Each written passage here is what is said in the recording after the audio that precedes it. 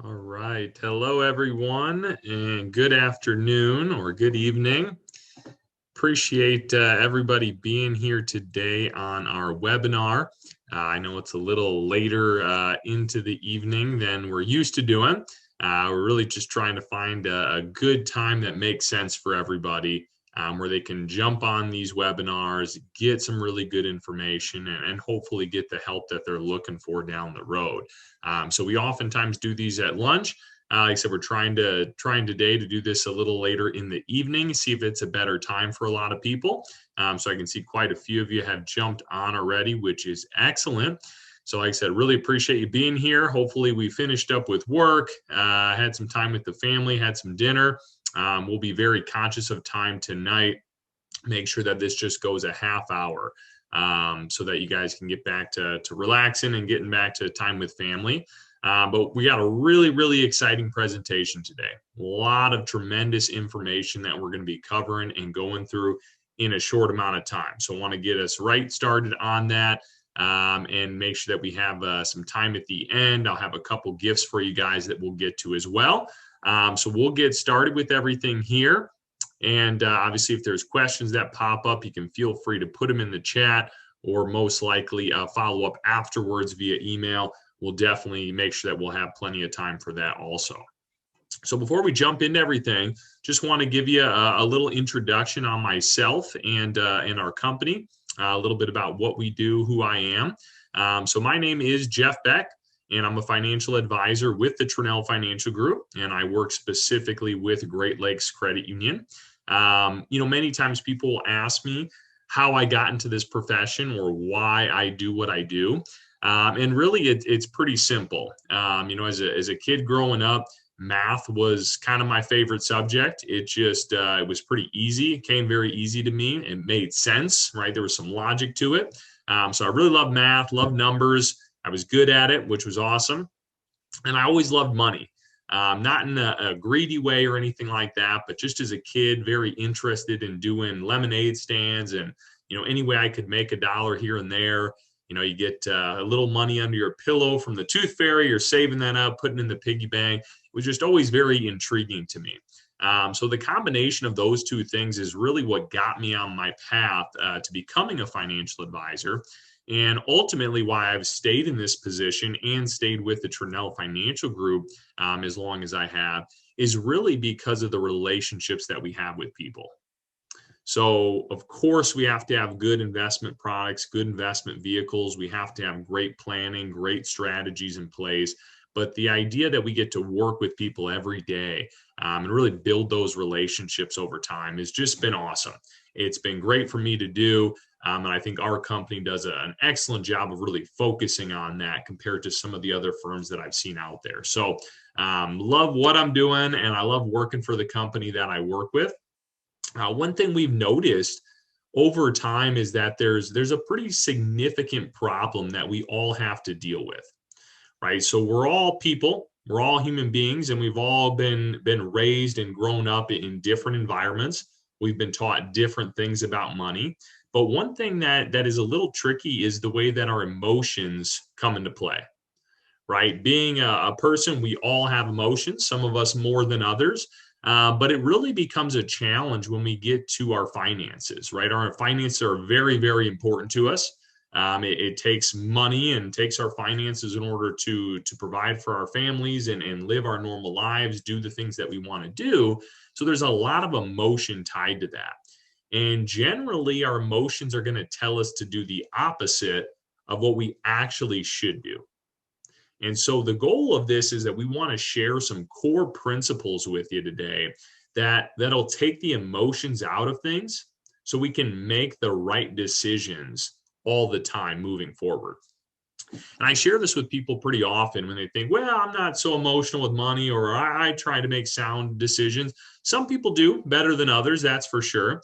But I kind of share it in a sense, right? If you were thinking whether you gamble or you don't gamble, go to a roulette table and you take $10 and put it onto the table. If you were to win, right, you put $10 on black and black hits, and you see your $10 turn into $20, you're excited, right? That's fun. That's nice. You have a little extra spending money. But that joy is not nearly the same as if you all of a sudden lost that $10, right? You put 10 on black and it turns red, and now you have no money there. That pain in losing money is so much more extreme than the joy in winning money, right? And that kind of ties into that whole emotional play that we talk about, right? And everyone here on this call is going to be in a different position. Maybe it's not $10, it's $100, maybe it's $1,000, right? But the idea behind it is there's more emotion tied to finances than we ever really think. And it does tend to get us in bad positions often. So I share this picture with you. It's actually a slide we've been using for as long as I can remember. And the funny part about it is it always seems to be very relevant to the year that we're in, right? Which just tells us that the stock market is erratic, right? The economy, things of that nature are always up and down. Things are always moving. But I love this picture because it gives us a nice visual of really that path and that pattern that we go on with our emotions, right? So think of this as early last year, right? January, February, things are going really well. We had just agreed on a deal with China. The market is booming. Everybody's very excited about it. It seems that the market can't go down, right? So that joy, though emotions is there, is all happy. It's all good. But in reality, that's really the greatest risk that we're at. Now, we could have never planned for this pandemic to occur, right? None of us could have known that was coming down the pipeline, but we could have known that we were at a higher risk being that high in the market. And as we obviously saw the pandemic come into play, right? COVID-19 came about and we started to see that market drop very, very quickly, right? People were alarmed. People were very frightened. There may be people on this call that decided at that point to move your investments to cash, right? You have a 401k, you've been invested for 10, 20 years. Maybe you moved out of those investments into cash. Maybe you're still in cash. Maybe you haven't gotten back in. But the idea, right, is at that point, now that we're at that low point in that chart, we're scared, we're frightened, that's actually our greatest opportunity. And since then, right, we've been on this upswing. We've obviously recovered. We've seen the market get back to where it was prior. Now we're not through the pandemic and the economy is not fully recovered, but the market's gotten back to where it was prior to that. So it's just this roller coaster of emotions that we go through. And really one of my favorite quotes in regards to that is from Warren Buffett, right? One of the greatest investors of all time. And he says to be fearful when others are greedy, and greedy when others are fearful. And I just think that's a tremendous way to think about things is don't always let your emotions take over and make a quick, rash decision simply because of our emotions. Really take the time to make sound strategy plays as you move forward. And I think, like I said, the way he words it, I think is just really excellent as you think about moving forward. So with all that being said, right, regardless of what you were taught early on, regardless of how you were brought up thinking about money, right, there are some core principles that we can all follow to help us unlock our financial freedom. And that's really what we're looking to do. So this is just to give you a brief example, right? I mentioned kind of earlier in that gambling scenario, right? All of us are going to be in different positions. That's okay if you're just getting started, right? All the way to the left here. It's okay if you're in a position where you feel like you're running out of money, right? On the decline, or anywhere in between. Everybody's going to be in different positions. And regardless of where you fall in this money life cycle, the core principles we're going to talk about today can be useful for you. There's still things that you can implement to better your situation from where you're at now. So let's talk about these three core principles, right? Like I said, the idea behind this is we want to be able to unlock our financial freedom. If we're feeling any stress, any trouble with our finances, these principles can help us get to a better place. So first and foremost, number one core principle is know how to spend money to save money, right? People hear this principle. I'll say that one more time. Know how to spend money to save money. A lot of people will think of this principle as kind of that saying that we've all heard, you have to spend money to make money. And it's different from that. The idea behind this principle is that we're all going to spend money, right? We all have bills that we have to pay. We all have families to provide for. So we're going to spend money. It's spending money in the most efficient way that we're able to save money long term, right? That's really, really where that comes into play. So you think about that and we say, well, how are we going to save money if we're spending money, right? How do those two things work together? And really what we're saying is people who are not spending their money properly or as efficiently as they can, right? They might be paying more in taxes, right? They might be utilizing vehicles that are not as tax efficient as they can be. Maybe they're selling certain positions that are creating more tax obligations than they need to have, right? What can happen if we're doing that? We can start to deplete our portfolio much quicker than we ever anticipated, right? Which then can also lead to actually running out of money completely at some point in your life. And if that is possible, and that's on your mind and you're thinking about that, right? All the while you're going to be living in this fear of saying, am I going to run out of money? Is my money going to last for me? Right? All of those things happen if we don't know how to spend our money to save money, right? Our goal, what we want you to be able to do is pay less in taxes, right? Let's make sure we're investing as efficiently as possible so we're giving less money to Uncle Sam, keeping more money in your pocket, right? The last thing we want you to be doing is living in fear, worried about what the future is going to hold. Right. What we want to try and do is continue to build your portfolio, continue to build your assets over time, even if you're in retirement and even if you're living off of those assets, right? Taking income, taking distributions, we can still possibly build that portfolio, still see that grow over time, and hopefully be able to leave a legacy one day, right? If we have family, friends, churches, non-for-profits, right? Whatever is really important to you and near and dear to your heart, to be able to leave a legacy behind eventually is another amazing thing that can be done, right? So I want to share a story with you about a client of mine, actually, where we were able to really utilize this core principle and just make a tremendous difference in her life. A lady by the name of Mary came to me about 3 years ago now. And she was an older lady. Her and her husband, they were in their mid 80s or so. They had done a good job saving, but she came to me, and I was surprised to see this because she had sent some statements ahead of time. And so I knew where she was at. I was surprised to see when she came in that she was as nervous as she was, that she seemed really kind of distressed. She really distraught and just didn't seem like things were going well. And come to find out, she shares with me that her husband of 50 years had been diagnosed with severe dementia. And he was going to have to go into an assisted living facility. So obviously, not even thinking about finances, just on the personal side, this was a really difficult time for her, right? Her husband of 50 plus years barely remembers who she is every morning, right? A lot of emotions are tied to that to start. Then on top of it, she starts thinking about the finances. And if any of you have ever dealt with assisted living facilities or nursing homes or care facilities, right, they can be very expensive. And based on the home that he was going to need to go to and the care he was going to need, their monthly bills were going to go from right around $5,000 a month to about $14,000 a month in expenses. So this was just huge. This was weighing on her so much that she didn't know what they were going to do, right? How are we going to be able to afford $14,000 a month, right, for however long her husband was going to live?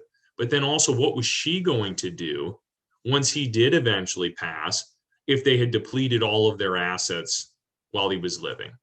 Right. So she was incredibly scared, incredibly nervous about what their future would hold. And similar to the things we just talked about, right, we found those holes in their plan, right? Way too much going to taxes. And I won't go into the weeds in all the reasons and why that was the case, right? But we can start looking at that and saying we're paying way too much in short-term capital gains, right? If we reduce the turnover in your portfolio alone, we can save a ton on these short-term capital gains. We can make them long-term capital gains. There are some vehicles that are tax deferred that we can utilize so we're not paying any taxes on a yearly basis, right? A lot of different ways we were able to help her plan to save money while they were spending money. So we were utilizing this core principle. We put a few things into place. One of the main strategies, of which again, we're not going to dive too deep into today, is called our tactical income solution. A great solution that fits right into this principle of how to spend money to save money, able to utilize that solution as well. And what we did was we put this plan together, and they were able to make those bills, right, of $14,000 a month. And she was able to do it. Her husband, Robert, lived about 10, 11 months, just under a year. God forbid, he did pass away eventually, but they were able to make those bills.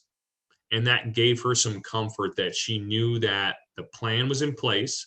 They could pay the bills, and she could purely focus on the rest of her time with her husband for as long as that was going to be, right? Which was just a huge weight off her chest.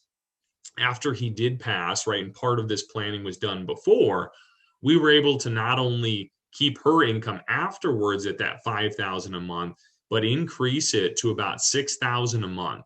So not only could she pay the bills, but she had a little extra spending money. As her husband was now gone, she was going to be looking to do a little more traveling, be a little more out and about. We were able to increase her income after he passed for the rest of her lifetime, right? And just to see her face as we put this plan together, right? She started to cry again, but they were more tears of joy this time, right? Just so excited and happy knowing that this plan would be in place. She didn't have to worry about that. She could spend her time with her husband, and this plan would take care of things as she continued to move on. It was really, really just a tremendous situation, and in being able to put that plan together and give her that confidence as she moved forward through her life. So as you hear that, I want you to think about your own situation. And I have an action item for you here. If you have a pen and paper, or if you can take one out, just think about your own situation that you're currently in. And think about the number one thing in your finances that stresses you out, right? Strictly finance related. What's the number one thing that keeps you up at night, that stresses you as you're going through life? And just jot that down. Just jot whatever that thing is, how specific or general you want it to be. Just jot down, what is the number one thing stressing you out about your finances?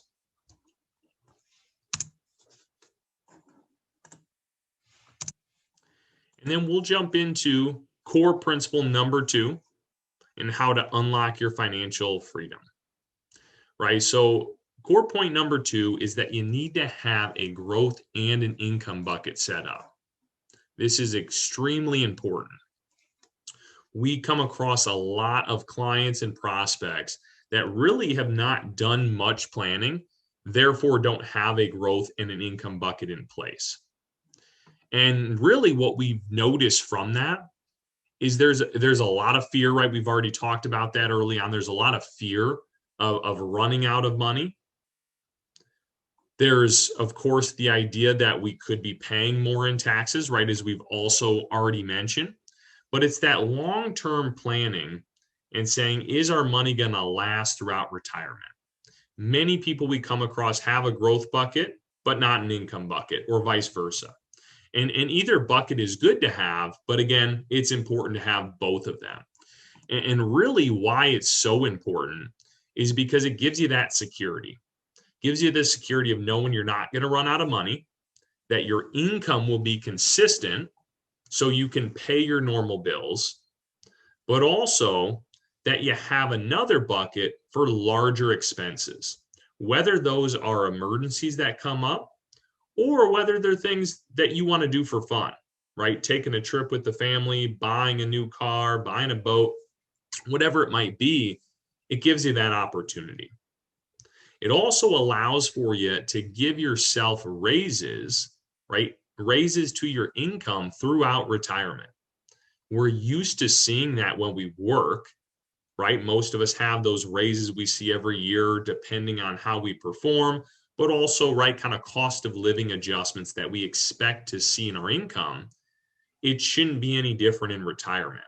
And your growth in income bucket really allows you to be able to do that. Most of all, it keeps things organized, right? And that's what I share with you early on is a lot of people don't have that organization when it comes to their finances. This gives that organization. It gives you a purpose to every bucket of money you have, every account you have, really every dollar that you have in place now has a purpose. There's a reason for it, and it's all working together. Again, when I see a lot of people, right, they have an account here, something here, this over there, really no idea what it's doing or why it's doing what it is. And the idea is we need to have that plan in place. So there's some organization, there's a purpose to every bucket that we're looking at. So I want to share another story with you here. I met a gentleman, this was about 2 years ago, and he was looking to officially retire. He was a retired Navy veteran, went to work afterwards for a while, and now was looking to officially retire. So he had a pension in place from the Navy. He was going to have his 401k that he had saved up from his other employer. And he was going to have some opportunity to retire. And he felt like he could, but he didn't really know for sure. And that was a little scary to him and to his wife. So they came in, they sat down with me, and we started to go through their situation, where they were currently at, what they wanted to do, what their goals were, etc. And I still remember one of the first things he mentions is, what I definitely want to do is I want to go and be able to get a motorcycle.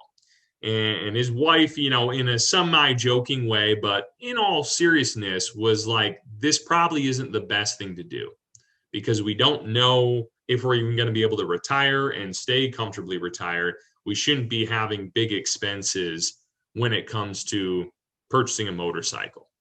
So she kind of shot that down. We continued to have our conversation. And in that first meeting, he brought his daughter along with as well. She was a CPA, so had a little background in finance. So was just there to provide additional clarity. She had also mentioned one of the things on their bucket list was going back to Hawaii.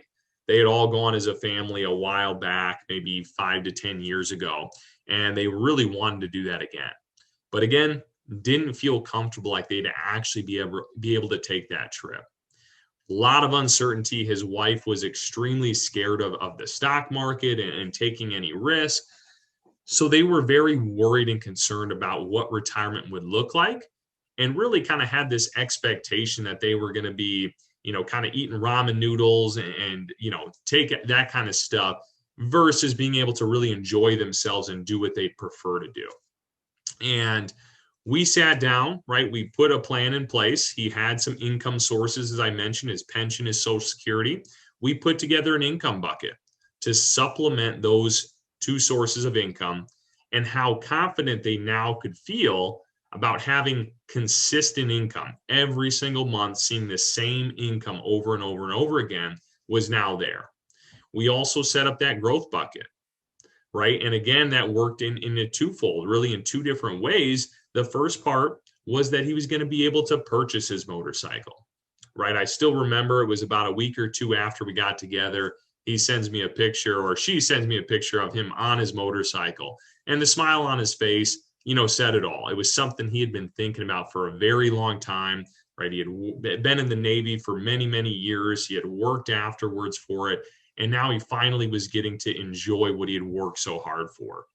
They finally felt comfortable that they could afford it because of the plan that was in place. And then I know it was shortly after that they started planning that trip to Hawaii. They didn't go immediately, but they started to plan that trip to Hawaii. I think they ended up going about a year later or so. And again, just to hear them talk about it when they came back, to be having our annual reviews and having those conversations about what they got to do and the experience they had, it was just incredible to see, right? A couple that was incredibly nervous about retirement, what it would look like, to now have this plan in place where they feel so confident and so clear about what that picture is. It was really tremendous to see. And I love stories like that. because this organization is huge in your finances, right? Everything needs to be working together in order to give you that confidence long term. So as you hear that story, imagine yourself being in that position, right? If you feel like you're sitting there saying, I don't really know where I stand financially, I don't know when or if I'll be able to retire or what that'll look like, right? Imagine being at that point and being able to say, I can go get that motorcycle and it can be guilt-free because I'm in great position. I can go take that trip to Hawaii with the family and we can do it guilt-free because we can afford it, right? Imagine being in that position. So I have another action item for you. If you have that pen and paper out, think of your financial situation and just briefly jot down on a scale of 1 to 10, how organized you feel you are, right? 1 basically saying you have no organization whatsoever. You might have accounts out there you don't even know about. Or 10, you're completely organized. You have your growth and income bucket set up and you feel completely confident in your future. So just jot down, like I said, a number 1 to 10 there. And then we'll jump into core principle number 3. All right, so core principle number 3 here. And I'm sorry, I see a couple things coming here in the chat and some hands being raised. I do apologize. We're going to be a little short on time. So I'm going to keep going through this third principle. We'll finish up. And then we'll set some time aside for questions after. I'll address how we can get those answered for you. I do apologize. Like I said, we're just running a little short on time. Want to make sure we're being respectful of everybody as you're on here. So the third core principle is knowing your financial independence date. Knowing your financial independence date. This is a huge, huge part in planning for your future and unlocking your financial freedom. Right? When you think about that date, what is that date? That date is really the date that you can comfortably retire, that you can be done working and you can live off the income sources you've built and the assets that you've built up over time. That's your Independence Day. And what happens when people don't know that date, right? A lot of things happen, but you're missing out on so many opportunities, right? You might not be doing things because you feel like you can't do them, because you feel like you have to keep working, right? There's going to be a lot of regrets, right? Of things you didn't do, wishing you could have done something, but not having done it, right? A lot of times that happens. We see a lot of people just feel trapped and helpless, right? They don't know what the end game is, right? What they're working towards. I see a lot of frustration. It just feels like you're just going to work and you don't really know what for. Right. But to have that date, to have that purpose and to say, this is what I'm working towards is huge, right? It makes an enormous, enormous difference. So by finding this date, it gives you control, right? It puts you in the driver's seat saying, this is when you can retire.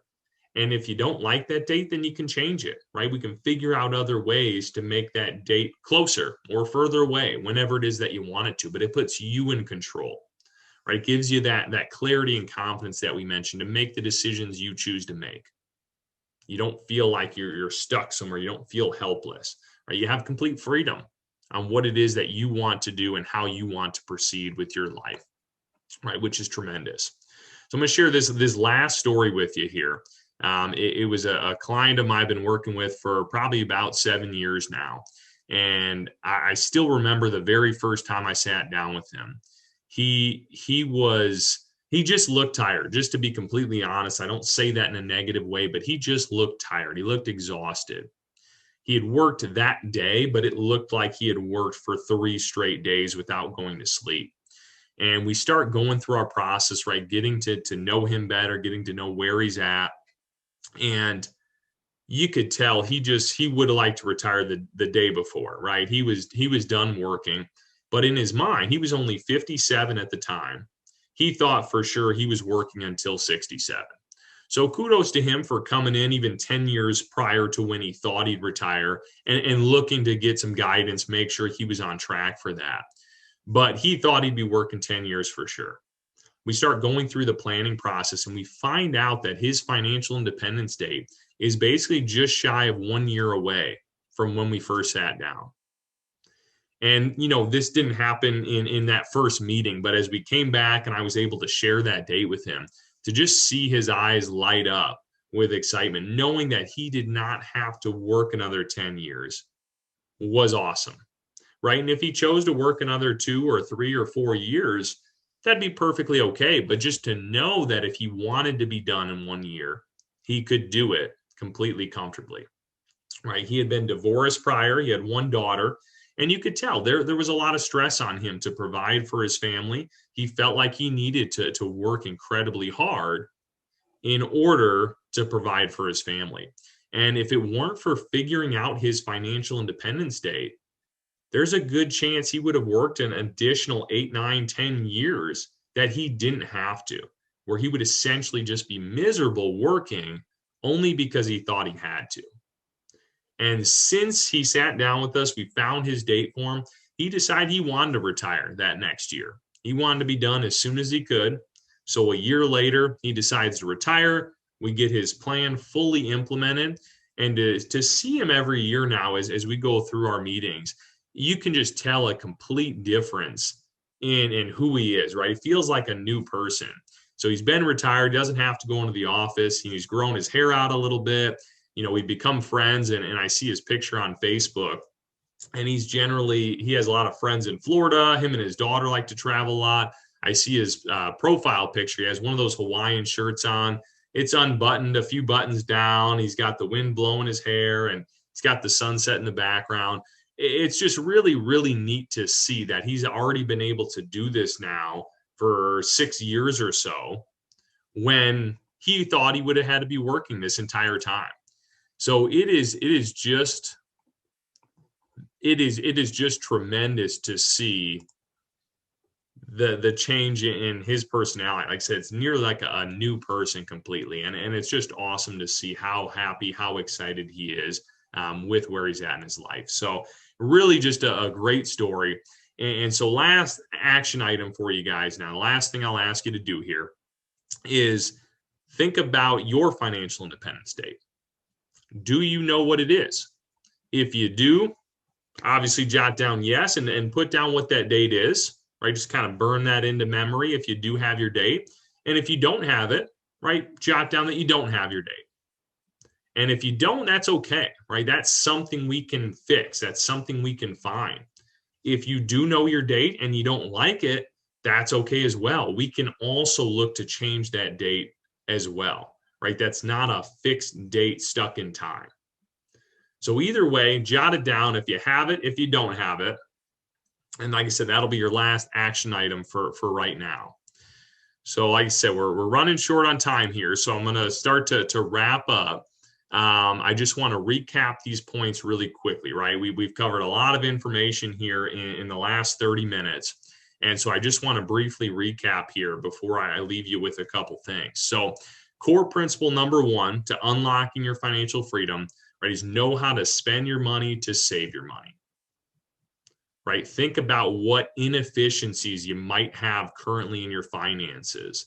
Like I said, whether it's taxes, whether it's lack of growth potential, right? Whatever it might be, think about that number 1 thing you wrote down that stresses you out, right? And what can we do to change that? What can we do to improve on that?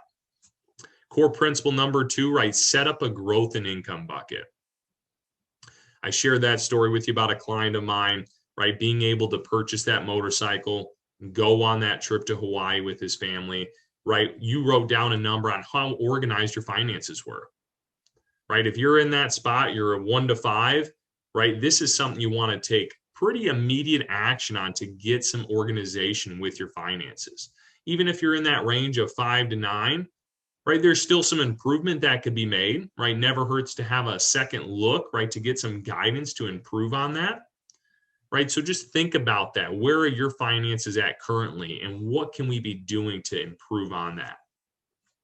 And then core principle 3, right? Knowing your financial independence day, right? I love that story I shared there with Ralph at the end. It's kind of a perfect cap to doing that, right? Most of us, no matter how much we love our jobs, if we had the opportunity to relax, to sit back on a beach or golf or travel or do whatever it is that you like, most of us would probably take that opportunity. So we want to know what that date is, so at least we have the option, right? That we know if we like to work, keep working, but if we're ready to be done, then we can be done and we can be comfortable doing that, right? It's a very, very important thing. If you have your date, congratulations, that's awesome. There's very few people, right? It's a very small percentage of the United States that actually knows that date. So if you have it, congratulations, that's fantastic. If you're not happy with it, let us know. And like I said, we can fix it. And that leads me into the gift that I want to share with you guys. So like I mentioned, I really appreciate you being here with us tonight. I know it's pretty late, and like I said, it's probably your time to relax and hang with family. So we really appreciate you being here. I have a couple gifts that I want to leave you with. So first and foremost, this goes with knowing your financial independence date. We put together a retirement calculator. And basically what it allows you to do is to plug in some information and figure out what your financial independence date is. And this is not just a one-time thing, right? If you plug in your information and you don't like it, we can continue to fix it. We can adjust it. If you put in you're saving $100 a week and it gets you this date, we can change it to $200 a week and see what that moves it to, right? We can play with those numbers to make sure that you get that financial independence date that you want. But at the very least, you'll know when that date actually is. So if you're interested in going through that and finding your financial independence date, just send me an email. You can see it right there on the screen, jbeck@moneyconcepts.com. Just send me an email with the subject, my gift, and we'll send you a link to that retirement calculator. Absolutely tremendous tool in helping you plan for your future. And like I said, finding that independence date, really, really tremendous. So send me an email if you'd like a link to that retirement calculator. The second gift I want to offer to you guys, our firm has written a few books, obviously around kind of the strategies and retirement planning that we do here. One of the books I think would be really neat for you guys to read would be the book called 8 Things I Wish I Knew Before I Retired. And it's basically a combination of stories from our clients that we worked with over the years, as well as kind of how we've implemented some strategies to help them retire more comfortably. But it really shares a lot of insights as to what they could have done prior to retirement that they didn't do, right? Or some things they did do that they shouldn't have done. So it gives you a lot of insight to that. If you're in that range where you just retired or you're thinking about retirement, it's a great book to read. If you'd like that as well, same thing, just send me an email right there on the screen, jbeck@moneyconcepts. Put my gift in the subject and just ask for that book. And we will send over that book to you. So obviously drop your address in the email and we will send out a copy of that book to you free of charge. So those are the 2 main gifts that I want to offer to you guys. And the last thing I'll leave you with here, right? If you're listening to this presentation and you're thinking, these are some things that I could really be working on. There's some improvements that I can do.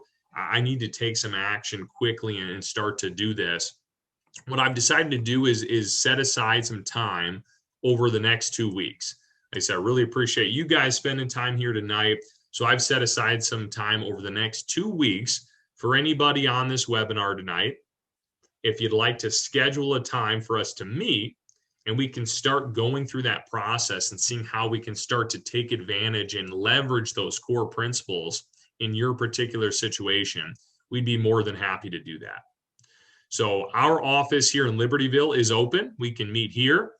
We can meet at any of the Great Lakes Credit Union branch locations. They are now back open. So we can always schedule a time to meet in any of those branches, or we can do a Zoom or phone call meeting as well if that's better for you. So whatever makes the most sense, just give us a call here. You can see our number on the screen or shoot me an email and put meeting as the subject. And like I said, I have quite a few times I've set aside specifically for you guys here on this webinar to sit down and start going through this process. So that's my last gift for you. Like I said, I'm very appreciative of you guys joining the webinar and being here with us tonight. So the last thing I'm going to leave you with here is a quote, and it's really based on taking action, right? Not being a procrastinator. We probably all know we've done things like that in our life. And when it comes to finances, oftentimes we like to procrastinate a little bit. We kind of push things aside and think if we don't look at it, it'll be okay. But really, what I want you to remember is that taking action today can avoid a crisis later, or in a lot of cases, a crisis 10, 20 years down the road, right? So that I just want to leave you with that, right? Take action. If you know there's some areas here that we talked about today where you can improve your financial situation, let's take action. We got some time set aside for you. Just shoot us an email, give us a call, and we'll get something scheduled for you. And lastly, I just, like I said, want to apologize for anyone who had some questions. I saw a couple things typed in the chat and a few hand raises. Like I said, I want to be very respectful. We're already a few minutes over here. So if you have just questions, if you're not interested in those gifts, but you have questions, please feel free to follow up with an email or give us a call. I'll answer any questions that you may have on there. So again, thank you all for joining. I really appreciate it. And I hope that I'll get the opportunity to meet some of you here in the near future. So thanks and have a great night.